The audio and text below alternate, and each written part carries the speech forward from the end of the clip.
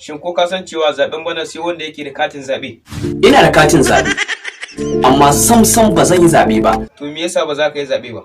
Saboda ko mun yi zaben ba za a yi mana adalci ba a cikin kasar mu. Rufe mun bai.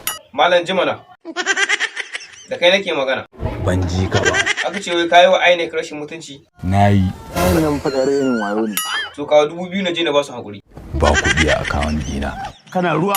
Kai me yasa baka je kai katin zabe ba? To an kyayi. To ka tabbatar ka je kayi shi. Ba za a yi ba.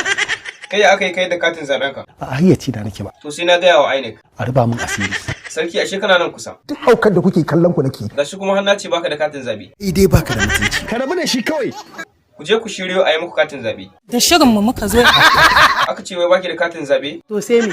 Aminu Dadi ne na je na faɗa. Wa ni. Wannan fadar yin wayo ne. To bana so in sake jin maganar gaba ɗayanta.